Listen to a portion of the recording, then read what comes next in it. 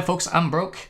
Today we're going to do a mock draft, and I'm going to tell you who I think will be the first 16 picks in this year's NFL draft. That's right, I said 16. I don't want to take up your time with all 32 picks this week. That could make for a very long video. So this week I'm going to do 16, next week I'm going to do 16. So stay tuned, it's a two-parter! Two-parter! It's 4 parts. Before we get into that, I just wanted to let you know that I am making a conscious effort to improve my content. I know that people don't want to see me sit here for 5 to 12 minutes talking static to a camera. And I thought to myself, how can I improve that today, starting with this video? And then I had an idea. That's right, it's a new fit. Banana, banana. So just to establish a few things before I start, I based this entire draft on need. I analyzed depth charts and player visits and all that fun stuff. And that's how I based my opinion on where each player would go. I'm not going to break down any tape. If you want to watch tape, go ahead and go watch some tape. I watched quite a bit, especially when it came to the quarterbacks in this year's draft, because I don't trust other people's opinion when it comes to quarterbacks. That's just how I work. Also, I conducted this draft without any trades. I can't predict surprises like that may or may not happen. And when it comes to the first round of the NFL draft, things do get surprising on occasion, a la the Houston Texans trading so they would have back-to-back picks in the top 10 of last year's draft. I can't predict things like that. So I conducted this mock draft without any trades. All right, so without further ado, let's get into it. With the number 1 overall pick in this year's draft, the Chicago Bears are going to select Caleb Williams out of USC. Zero question about that. The Bears need a quarterback. Caleb Williams is the best quarterback in this year's draft. I don't care if he paints his fingernails. I don't care if he bedazzles his phone. I don't care if he drives a pink Malibu Barbie convertible. I don't care if he's a bust. The Bears are going to pick him number 1 overall. That's because the Bears are going to need a quarterback. And like it or not, Caleb Williams has everything organizations look for in a potential franchise quarterback. There's no doubt about that. All right, so number 1 overall, Caleb Williams. My number 2 overall pick is a little bit more polarizing. At number 2, I have the Washington Commanders selecting Jayden Daniels, quarterback out of LSU, with the 2nd overall pick. Now, a lot of people right now are screaming, but Broke, what about Drake Maye? Drake Maye! Drake Maye! Drake Maye! Well, folks, I'll tell you what. Drake Maye is not the 2nd best quarterback on my list. He's not even the 3rd best quarterback on my list. That's why Jayden Daniels beats him out, and here's why. Drake Maye does not lead his receivers. His passes are on point, but he doesn't give his playmakers the opportunity to make plays, which is super important at this point. Jayden Daniels is mobile, he's got a great arm, and most importantly, he does lead his receivers. He looks like a better quarterback than Drake Maye. Shocker. What's even more shocking is I had the New England Patriots selecting Drake Maye out of North Carolina with the 3rd overall pick. Now, you might be asking, why? If Drake Maye isn't even the 3rd best quarterback on my list right now, why would he go at number 3 to the Patriots? Well, that's because on paper, it looks like the safe pick. It looks like the Commanders missed something with Drake Maye, and the Patriots can swoop in and grab their potential franchise guy, whom they've been looking for ever since Tom Brady left. Mac Jones didn't work out. Bailey Zappe? Sorry, bud, you're a backup. And the Patriots are going to try to develop Drake Maye into the face of their franchise. Cool. All right, so the first 3 picks were easy. Each of those franchises needed a franchise quarterback. The Bears, Commanders, and Patriots all get a potential franchise guy. And now we move on to number 4. At number 4, the Cardinals will select Marvin Harrison Jr. out of Ohio State. That's an easy pick. Marvin Harrison Jr. is the most hyped receiver in this year's draft class, and he lives up to that hype. It's a no-brainer pick. The Cardinals got rid of Hollywood Brown. They now need a number 1 target, and Marvin Harrison Jr. fits that bill. He's going to start the season as the Cardinals' number 1 receiver. The number 5 overall pick shouldn't come as a surprise to anyone either.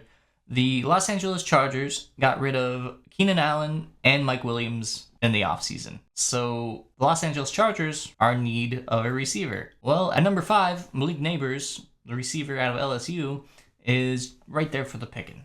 Who do we have at number 6? The New York Giants. Okay, this is too easy.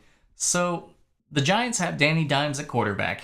Nobody likes Danny Dimes, but I don't care what you say. Danny Dimes is going to be there another season in New York.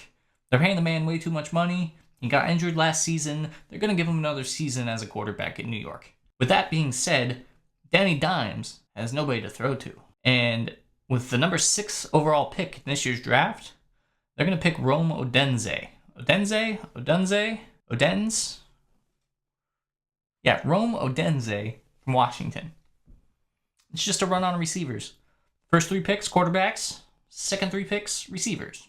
These are no-brainer picks. Organizations need a player. The player's there, they're going to draft them. Alright, so number 7 is where it gets a little bit more interesting, except not really because it's kind of obvious. I have the Tennessee Titans selecting tackle Joe Alt out of Notre Dame. Titans need help on their O-line, especially in the tackle spot, and Joe Alt happens to be the best tackle on the board. The dude's 6'8" and was a mainstay on the line in Notre Dame for like 4 years. That's a no-brainer. The Titans are picking Joe Alt. Problem solved. Man, I am nailing these picks. Where are we at now? Number 8? Atlanta Falcons? Okay, so the Atlanta Falcons are set on offense. I think everybody knows the whole Kirk Cousins thing. Their offense looks set.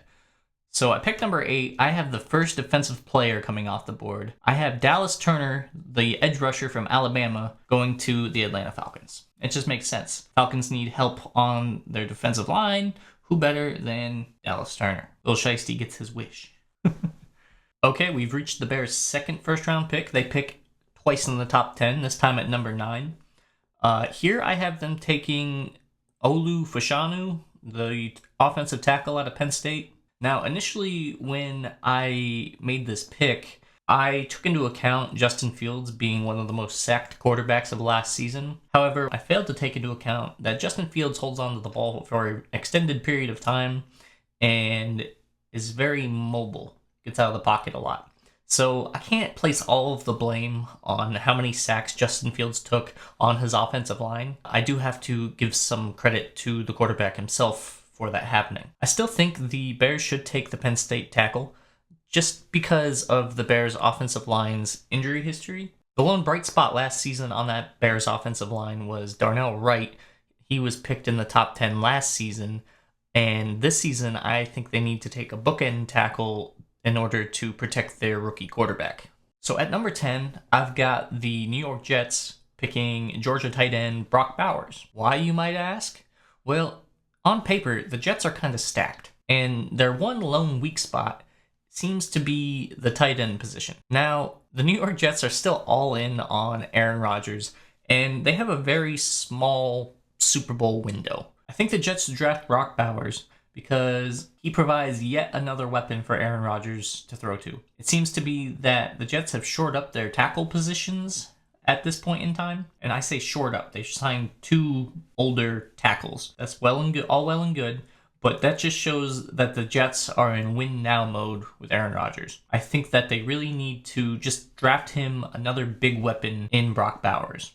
So at number 11, I have my first reach. I've got the Vikings picking J.J. McCarthy out of Michigan. When you look at the short list of teams that are looking for a franchise quarterback, the Vikings are on that list. And they haven't seemed to do anything in the offseason aside from sign Sam Darnold. I think that they need to bring in some competition for him, and that competition can come in the form of J.J. McCarthy. Taking J.J. at number 11 is sort of a stretch, but I think J.J. has more upside than Drake May has as a whole. Take that and read into it with what you will. That's just some guy on the internet's opinion. However, J.J. McCarthy makes really good reads. He takes the time to throw.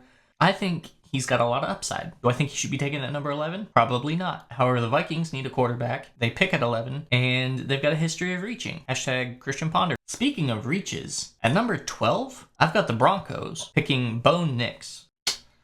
Now, the Broncos are also on that short list of teams that are looking for a quarterback, and they're desperate. Jarrett Stidham?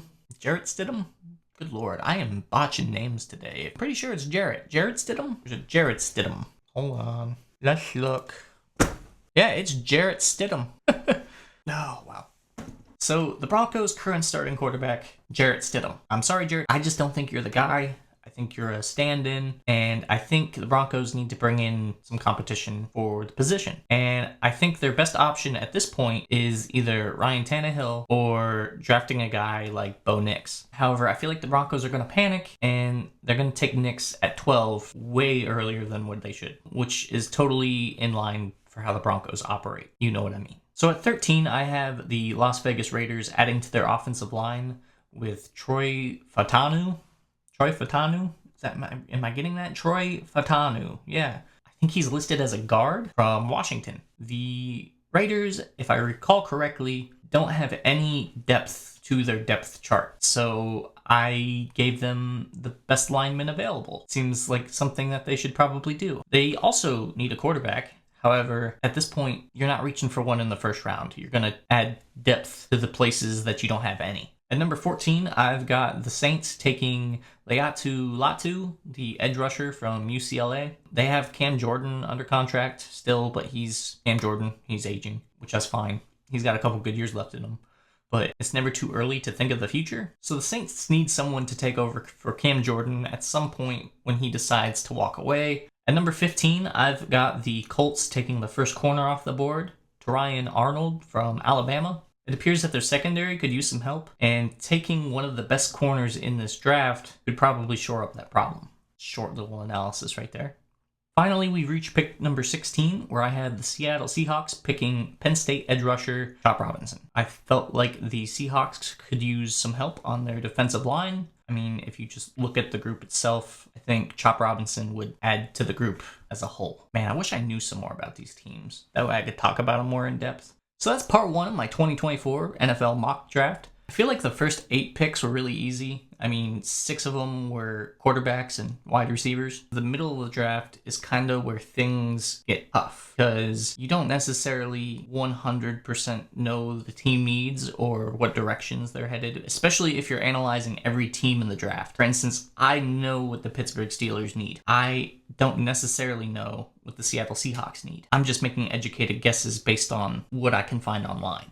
If you're still hanging around and watching, thanks for hanging around and watching. I hope you enjoyed it.